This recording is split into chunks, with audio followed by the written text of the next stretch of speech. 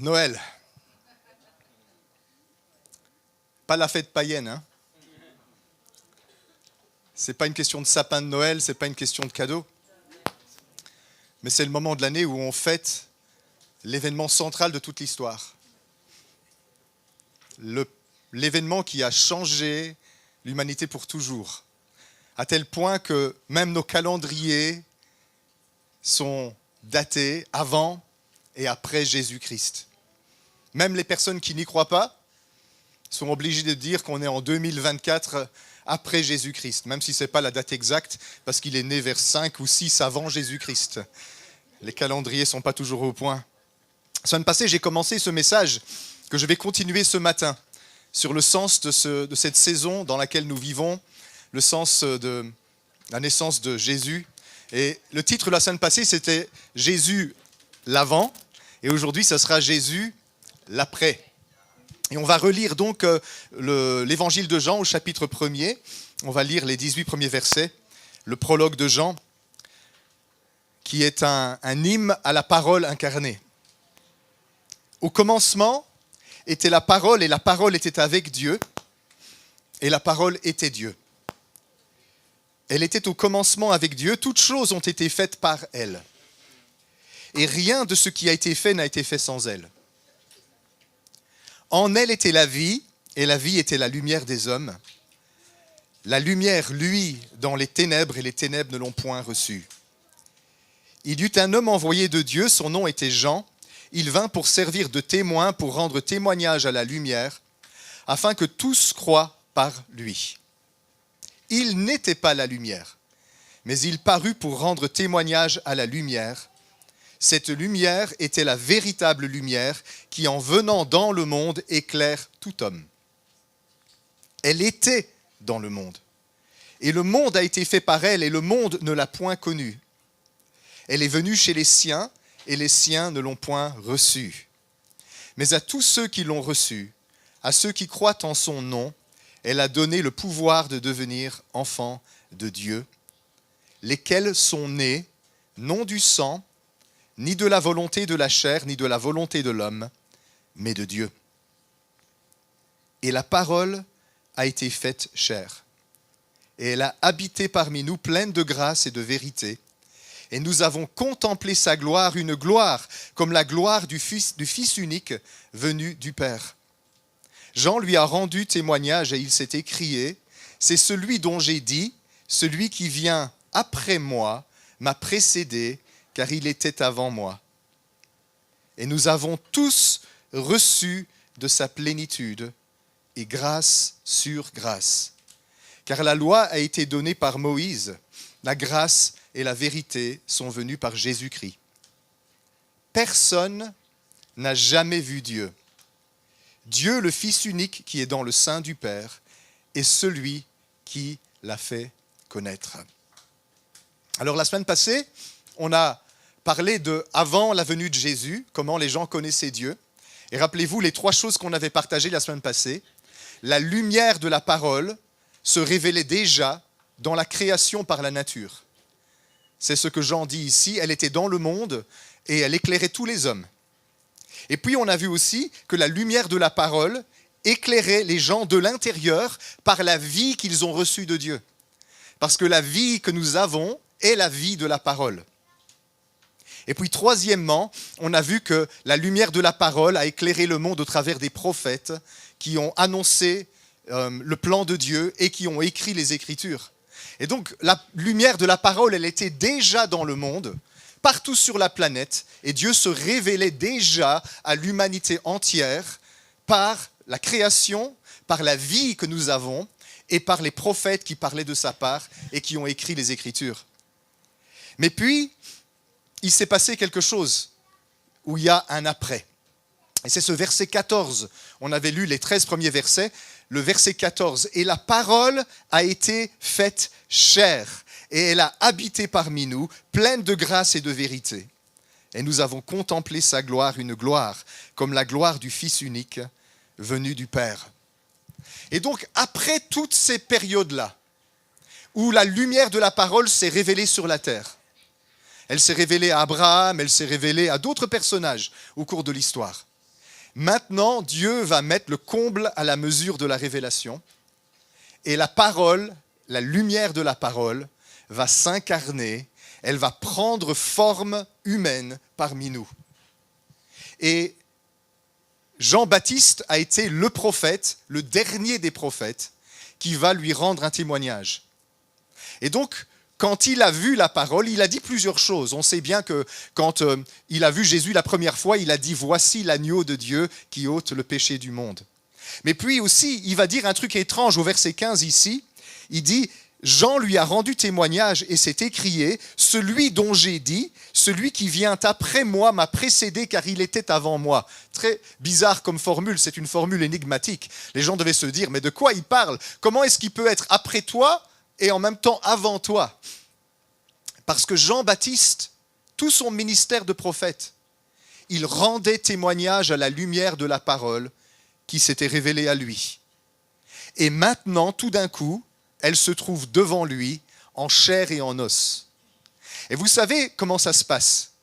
Quand vous connaissez Dieu et que vous avez une relation avec Dieu, quand quelque chose de nouveau et de surprenant vient de Dieu, il y a une résonance qui se produit.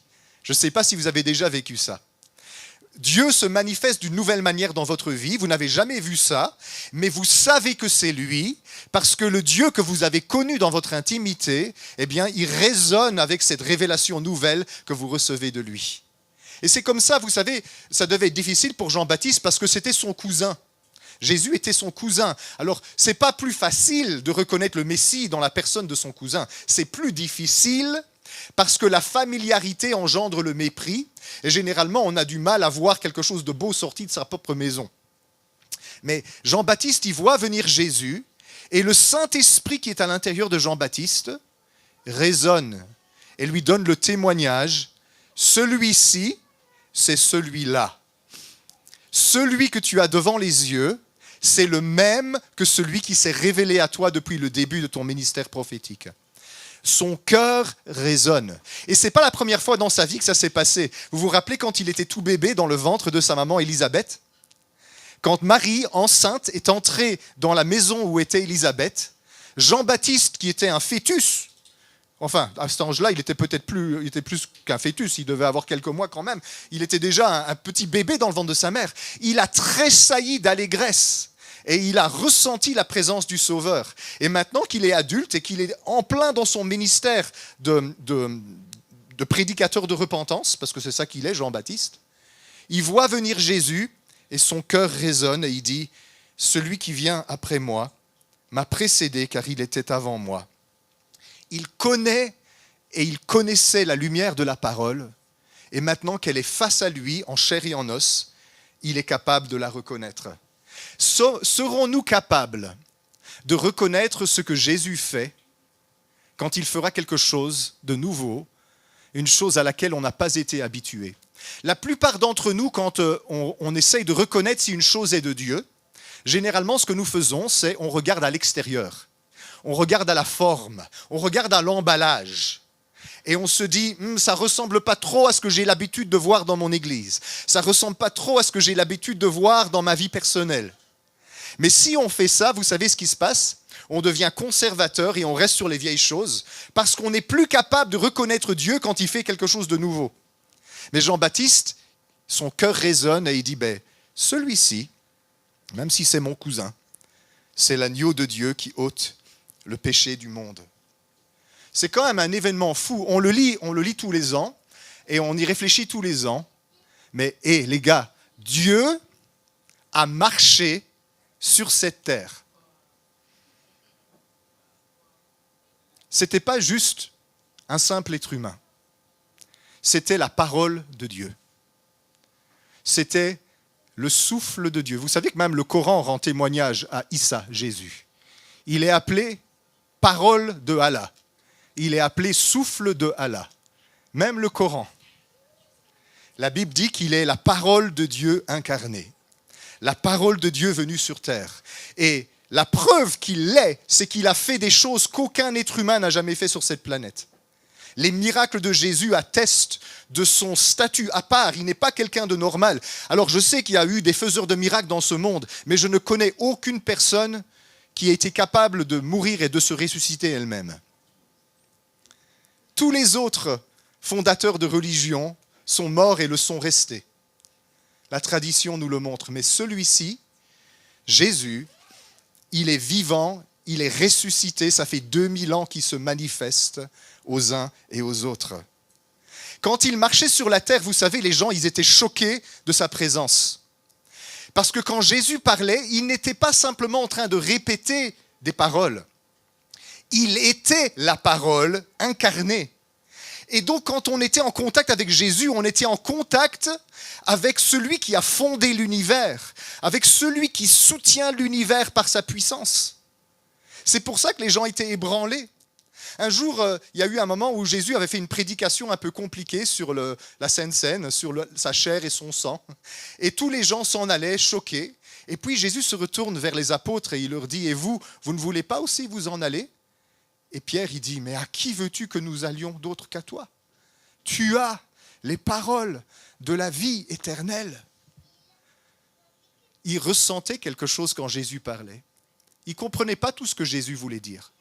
Mais il ressentait vibrer son cœur quand Jésus parlait. Ça, c'était un ami de Jésus. Mais à la fin de sa vie, même ses ennemis, vous vous souvenez quand les chefs des Juifs ont envoyé des gardes pour arrêter Jésus? Et ils ont été près de Jésus pendant qu'il faisait son ministère. Et puis ils sont rentrés bredouilles, comme on dit. Et les prêtres les ont disputés. Mais on vous a dit de nous l'amener. Et ils ont dit, personne n'a jamais parlé comme cet homme. Parce qu'ils étaient frappés par quelque chose de surnaturel qui émanait de Jésus. La présence de Dieu sur Jésus était tellement intense que Jésus n'avait pas besoin de faire quoi que ce soit pour que des miracles se passent. Il suffisait que quelqu'un touche par accident ou intentionnellement la frange de son vêtement et quelque chose se passait. Jésus a marqué l'histoire de notre planète. Pendant une trentaine d'années, Dieu a marché parmi nous. La parole de Dieu incarnée a marché parmi nous. Alors, je disais l'avant et l'après. Parce que c'est important que nous disions qu'est-ce que ça change. Peut-être que la semaine passée, vous êtes restés sur votre faim quand je disais qu'il y a des gens qui ont connu Dieu avant la venue de Jésus.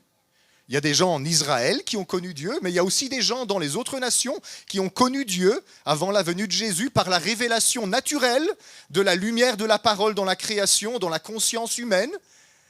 Mais qu'est-ce que ça change alors que Jésus soit venu et que Dieu se soit fait homme ? Et je voudrais que vous soyez très attentifs à ce que je vais dire ici parce que le centre de l'évangile touche à cela. La majorité des chrétiens pensent que l'évangile se résume par la croix. C'est ça l'évangile que la plupart des gens pensent. Nous sommes méchants, Dieu est juste, mais il est bon. Et donc il a envoyé Jésus mourir sur la croix pour que nous soyons pardonnés de nos péchés. Si nous acceptons ça, nous avons la vie éternelle. Si nous ne l'acceptons pas, nous allons en enfer pour l'éternité. Et on dit, ça c'est l'évangile. Eh bien, je suis désolé mes amis, mais ça ce n'est pas l'évangile dans son cœur. Ça c'est une parodie moderne, simplifiée de l'évangile. Et je vais vous expliquer pourquoi. Parce que la majorité des protestants pensent que l'évangile c'est la croix. Mais la croix n'est que l'aboutissement de quelque chose de glorieux qui a commencé le jour de l'incarnation de Dieu sur terre. Irénée de Lyon, ça ne vous dit rien, hein? C'est un père de l'Église, 2e siècle. Irénée de Lyon, il disait que l'évangile, ça commence avec l'incarnation. Et on ne peut pas comprendre le centre et le cœur de l'évangile si on ne comprend pas l'incarnation de Dieu. Pourquoi? Parce que si nous pensons que l'évangile, c'est simplement une transaction, j'étais coupable, je ne suis plus coupable, j'étais voué à l'enfer, maintenant j'ai la vie éternelle, j'ai été lavé de mes péchés, vous êtes passé à côté du cœur de l'évangile. Et ce n'est même pas une bonne nouvelle, vous savez qu'on vous dise, voilà, vous étiez méchant, mais Dieu vous a pardonné, il a passé l'éponge parce que, voilà, il y a quelqu'un qui a donné sa vie pour vous, son sang a coulé, vous êtes pardonné, alléluia, réjouissez-vous. Ce n'est pas vraiment suffisant pour nous sauver. C'est suffisant pour nous donner une nouvelle chance à la vie, j'ai fait beaucoup de bêtises, j'ai été pardonné, et maintenant je vais essayer de vivre le restant de ma vie sans faire trop de bêtises. Mais comme je suis Christophe Blum, je vais encore en faire tout plein. Et donc je vais tout le temps me retrouver au pied de la croix en train de confesser mes péchés et de demander que le sang de Jésus me lave et me relever. Et cette fois-ci, Seigneur, c'est la dernière, je vais marcher droit avec toi. Je ne sais pas si ça rappelle quelque chose à quelqu'un. Ça réduit la vie chrétienne à la gestion du péché. Je vais devant Dieu avec mes culpabilités et je m'en vais plein d'espérance que cette fois-ci, je vais me comporter différemment. Mais après quelques jours, voire quelques heures, je remarque que je suis encore capable de faire les mêmes bêtises. Et alors, je reviens à Dieu et je demande pardon et je demande pardon. Et je remercie le Seigneur parce qu'il a donné Jésus à la croix, qui a versé son sang pour moi. Alléluia, c'est chouette, hein, c'est bien. Mais l'évangile, c'est beaucoup plus qu'être pardonné de nos péchés. Le fait que Jésus se soit fait homme, que Dieu se soit fait homme, ça change tout pour ce que c'est qu'être un homme. Parce que si Dieu a assumé la nature humaine, tout ce que Dieu touche est transformé par le contact divin.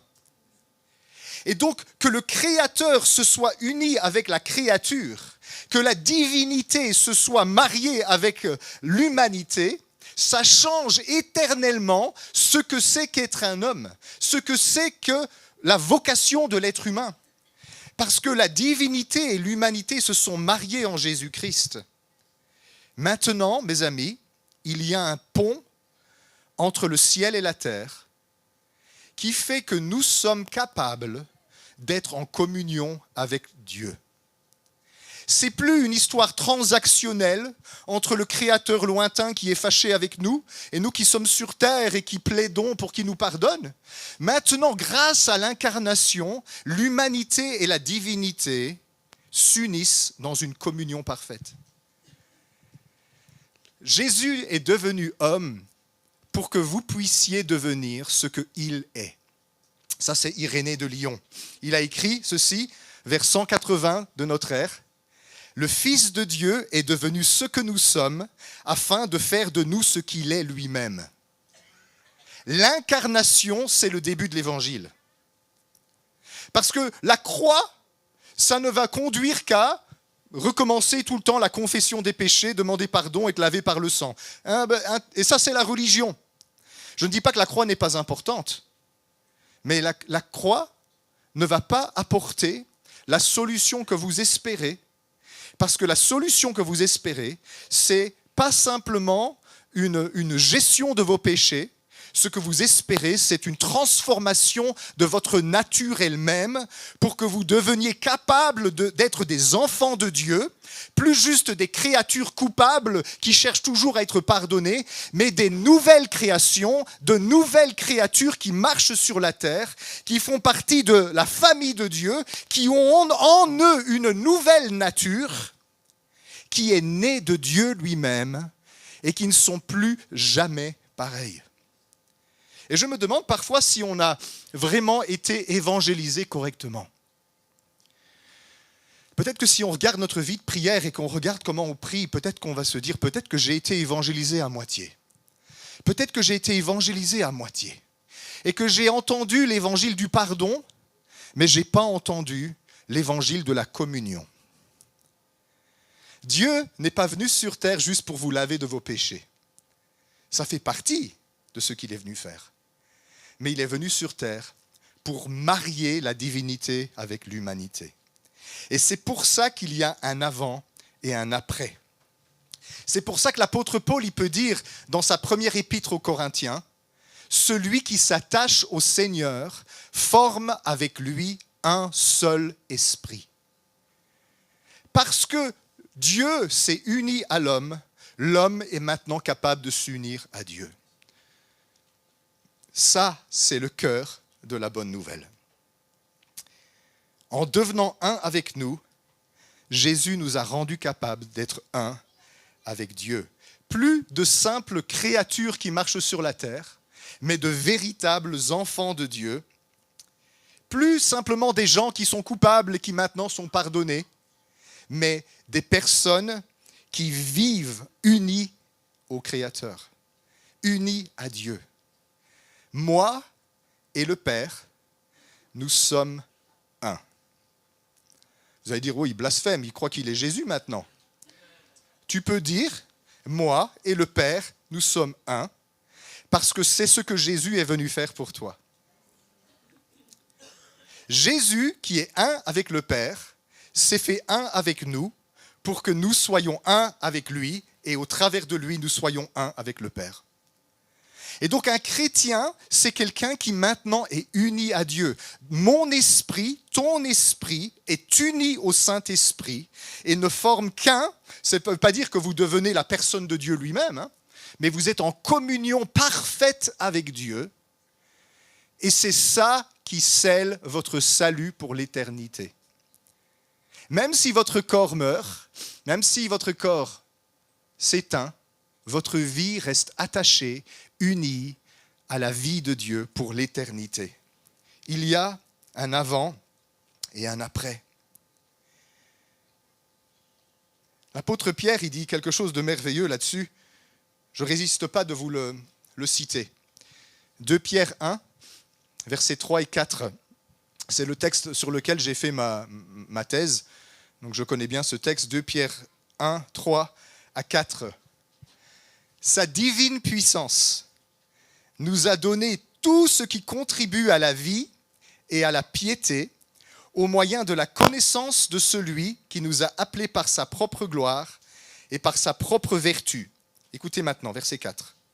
Celle-ci nous assure de sa part les plus grandes et les plus précieuses promesses, afin que par elle, vous deveniez, soulignez ceci, participants de la nature divine, en fuyant la corruption qui existe dans le monde par la convoitise. Vous avez vu cette expression-là, participants de la nature divine. Littéralement en grec, communiant avec la nature divine. Dieu ne veut pas simplement des sujets obéissants qui sont lavés de leurs péchés. Dieu veut des enfants qui participent à sa nature. Ça, c'est quelque chose de dingue. Parce que toutes les autres foi nous expliquent un Dieu lointain qui est tellement pur et tellement saint qui doit nous retenir à distance parce que nous, on est tellement mauvais. Mais notre Dieu, c'est un Dieu qui est venu se salir les mains, il est venu nous prendre dans la boue, il est venu nous sortir de la boue où nous étions, pas juste pour nous laver et nous dire « Allez, vas-y, encore une chance, maintenant essaye de mieux faire ». Il est venu nous prendre dans ses bras, il a pris notre boue sur lui et il nous a unis à lui et il nous a dit « Je t'aime, pour l'éternité tu m'appartiens, bienvenue dans ma famille, bienvenue dans mon cœur, je veux que tu participes à ma nature elle-même. » Quoi, Seigneur ? Tu veux me faire participer à ta nature divine, mais comment est-ce que c'est possible pour un être humain de participer à la nature divine ? Tu es le Créateur transcendant, personne ne peut t'atteindre.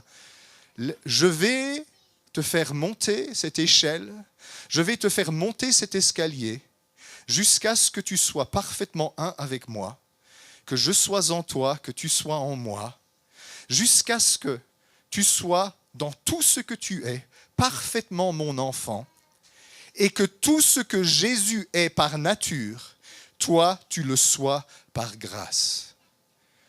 Vous avez vu ce à quoi vous êtes appelés ? Pas juste à être pardonné. Hein. Vous êtes appelés à participer à la nature de Dieu. La nature de Dieu n'est pas une nature fermée.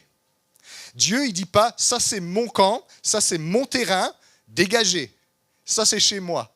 La nature de Dieu, c'est une nature ouverte qui dit, bienvenue dans ma présence. Bienvenue dans ma famille. Je veux partager mon être avec vous. Je veux partager qui je suis avec vous. Et je veux vous donner ce qui est au fond de moi. Il n'y a pas de secret trop profond à l'intérieur de moi que je ne veux pas partager avec vous. Et pour nous montrer ce que c'est, Dieu est venu sur terre pour incarner c'est quoi un être humain uni à Dieu. Et si donc vous voulez savoir à quoi ça ressemble quand vous ou moi, on marche en union avec Dieu, eh bien, ouvrez votre Bible et commencez à lire les 4 évangiles. Et vous avez là un exemple parfait de ce que c'est marcher dans l'union avec Dieu. Jésus, tout ce qu'il a fait dans l'évangile, il ne l'a pas fait pour que vous l'admiriez. Il l'a fait pour que vous marchiez sur ses pas et que vous receviez ce qu'il a. Il a dit, tout disciple accompli sera comme son maître. Quoi ? Je suis appelé à être comme toi, Jésus. Je suis appelé à être rempli de toute la plénitude de Dieu. Je suis appelé à avoir une présence divine si puissante sur ma vie qu'à 100 mètres, les démons la ressentent et viennent en courant se soumettre. Je suis appelé à avoir une autorité si grande que les vents et les marées écoutent ma voix. Je suis appelé à être si revêtu de l'onction du Saint-Esprit que les bords de mon vêtement guérissent des malades.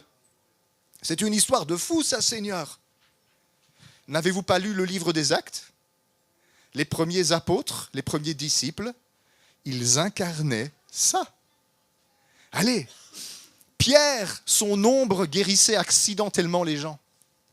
Paul, ses vêtements qui avaient touché son corps, chassaient les démons, guérissaient les malades. Il y a quelque chose qu'on est censé comprendre là. Ça ne vient pas de nulle part. Ça vient de l'exemple que Jésus avait donné. Et c'est ça le sens fondamental de Noël. Le Créateur de l'univers s'est uni à l'humanité pour que l'humanité devienne une avec la divinité. Qu'est-ce que ça t'apporte à toi ? Ça signifie que si tu crois en Jésus, que tu es un disciple de Jésus, ça signifie que si le Saint-Esprit habite dans ton cœur, là, assis sur ta chaise, avec ton beau sourire et tes sourcils en accent circonflexe, là, maintenant, vous êtes remplis de toute la plénitude de Dieu. Vous êtes remplis de Dieu. Même si vous bâillez aux corneilles, même si vous regardez votre montre, même si vous vous dites qu'est-ce qu'on va manger le réveillon de Noël. Vous savez ce qui se passe souvent ? C'est qu'on n'y fait pas attention. On n'y fait pas attention. Et simplement de se taire, de se calmer, de se recueillir, d'entrer dans la pièce la plus reculée de notre maison, c'est-à-dire notre fort intérieur. Vous allez y découvrir que votre esprit est uni au Saint-Esprit et que vous êtes désormais un avec Dieu. Et toute votre vie, ce que vous allez faire, c'est découvrir de plus en plus la profondeur de ce qui vous a été donné. Ce n'est pas un bébé dans une crèche que nous fêtons. C'est l'incarnation de la parole de Dieu sur cette terre. Et mes amis, c'est sur ça que repose tout le christianisme. Ce n'est pas simplement sur le pardon des péchés. C'est sur l'union de l'humanité et de la divinité. Et c'est pour ça que tout à la fin, au verset 16, verset 17, si on peut les afficher, je vais bientôt conclure, je vois que l'heure a passé. Nous avons tous reçu de sa plénitude, grâce sur grâce. Vous voyez, ce n'est pas juste le pardon de nos péchés que nous recevons. C'est la plénitude que nous recevons. Le comble de la grâce. Ce n'est pas juste vous étiez coupable, maintenant vous êtes lavé. C'est que vous avez reçu quelque chose qui dépasse l'entendement. Et Jean, il dit au verset 17, donc, la loi a été donnée par Moïse, mais la grâce et la vérité sont venues par Jésus-Christ. Très étrange cette phrase-là, non ? Moi, j'attendais, car la loi a été donnée par Moïse, mais la grâce est venue par Jésus-Christ. Mais il ajoute, et la vérité. Pourquoi ? Parce que Jésus n'est pas juste venu comme une solution au problème de Moïse. Le problème de Moïse, c'est quoi ? C'est que Dieu a des commandements et que nous sommes des pécheurs. Et la majorité des personnes qui prêchent l'évangile, ils prêchent Jésus comme une solution à Moïse. Moïse nous a dit que nous étions des pécheurs. Jésus est venu régler le problème de nos péchés. On est lavé, on peut vivre notre vie. Mais Jean, il dit ici la vérité. La vérité, c'est-à-dire quoi ? la véritable révélation de Dieu, la véritable destinée de l'humanité en Dieu a été révélée par Jésus-Christ. Et il va nous le dire au dernier verset, 18. Personne n'a jamais vu Dieu. Comment ça Jésus? Comment ça Jean? Quoi? Les prophètes, tout cela, Moïse? Personne n'a jamais vu Dieu. Dieu, le Fils unique qui est dans le sein du Père, est celui qui l'a fait connaître. Qu'est-ce qu'il est en train de dire en terminant là?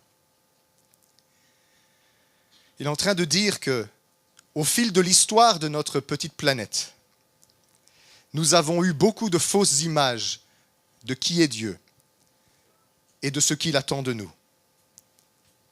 Mais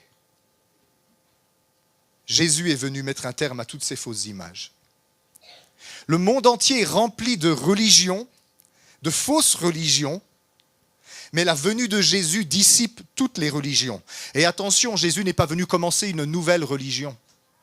Jésus n'était pas intéressé de fonder le christianisme comme une nouvelle religion. C'est ce que nous en avons fait pendant des millénaires. Jésus est venu abolir les religions. Parce que les religions, ce sont toutes des démarches où nous essayons d'expliquer Dieu, de parler de ce qui nous échappe. Jésus est venu le prendre dans le ciel et l'amener sur la terre et l'unir à notre cœur pour que nous n'ayons plus besoin de réfléchir, pour que nous n'ayons plus besoin de spéculer, pour que nous ayons plus besoin de chercher à gauche et à droite à quoi ressemble Dieu. Dieu ressemble à Jésus-Christ.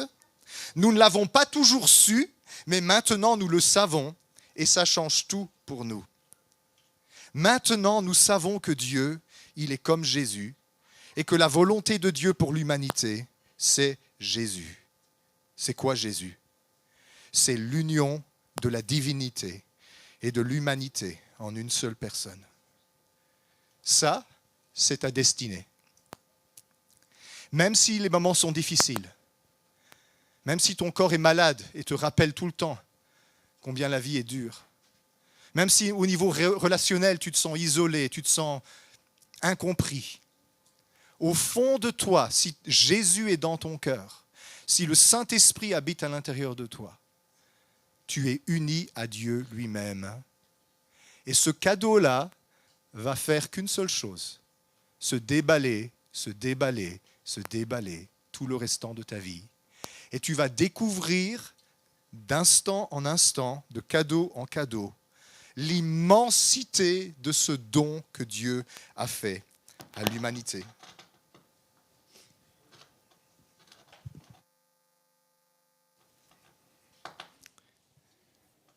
Il y a un câble qui n'est pas d'accord avec ce que je raconte. Merci. L'immense cadeau. Je voudrais qu'on prenne un instant, en conclusion de ce message, pour simplement tous ici fermer les yeux et être reconnaissants pour le cadeau que Dieu nous a donné. Ce n'est pas un bébé dans une crèche.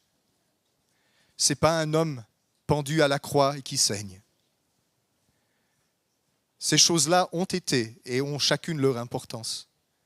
Mais le cadeau qu'il nous fait, c'est l'union de l'humanité et de la divinité. Nous sommes un avec lui. Et tout ce que Jésus est, par nature, Dieu nous le donne de l'être par grâce.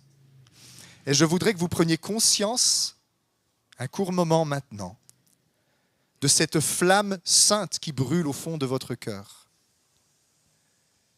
Car tout au fond de vous, vous êtes unis avec Dieu. Et cette flamme, elle brûle votre solitude.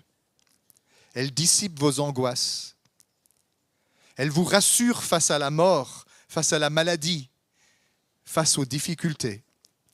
Rien ni personne ne pourra jamais vous séparer de l'amour de Dieu manifesté en Jésus-Christ. Le cadeau de Noël que Dieu fait à tout le monde, à tous ceux qui veulent bien le recevoir, c'est cette communion intérieure. Quand vous fermez les yeux et que vous faites silence et que vous laissez remonter en vous le mystère merveilleux que Jésus a accompli pour nous. Sa présence commence à monter dans votre cœur. Sa gloire commence à briller devant vos yeux. Et la seule chose que l'on peut dire à ce moment-là, c'est merci. Merci pour ta présence, Seigneur. Merci pour ta présence qui est autour de nous. Mais surtout, Seigneur, merci pour ta présence qui est au-dedans de moi, qui est au-dedans de nous. Et tout ça, c'est grâce à ton incarnation. Tu es devenu ce que nous sommes pour que nous devenions ce que toi, tu es. Jean disait au verset 14, « La parole a été faite chair. Elle a habité parmi nous, pleine de grâce et de vérité. Et nous avons contemplé sa gloire, une gloire comme la gloire du Fils unique venu du Père. » Vous allez dire, mais Jean, c'est facile à dire. Toi, tu l'as vu de tes yeux.